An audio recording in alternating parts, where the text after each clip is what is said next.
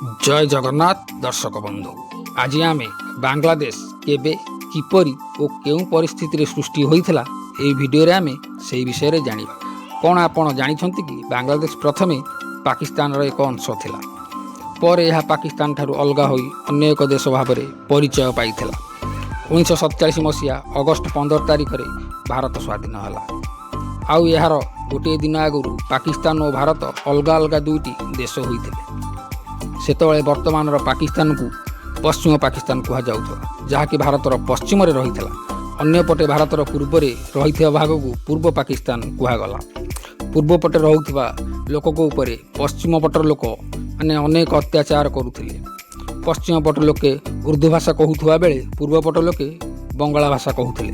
पश्चिम लोक उर्दू भाषा को राज्य भाषार मान्यता देवा पई घोषणा करथिले, जहाकु नै अनेक समय धरी आंदोलन चलीथिला।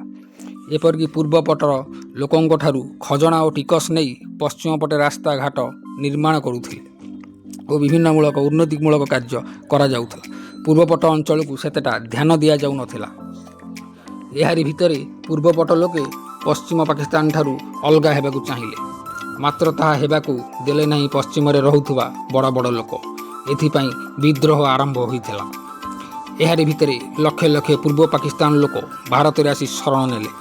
सेही समय भारतर प्रधानमंत्री इंदिरा गांधी एथिरे हस्तक्षेप करथिले। भारतीय सेना पश्चिम पाकिस्तान कबलरू पूर्व पाकिस्तान लोकों को रक्षा करथिले और पर 1971 मसीह यही पूर्व पाकिस्तान नाम बदल बांग्लादेश रखा जाइथिला। दर्शक बंधु ये भिडियोटी जदि भल लगी थाए ताहले लाइक सब्सक्राइब करंतु। रहिल जय जगन्नाथ।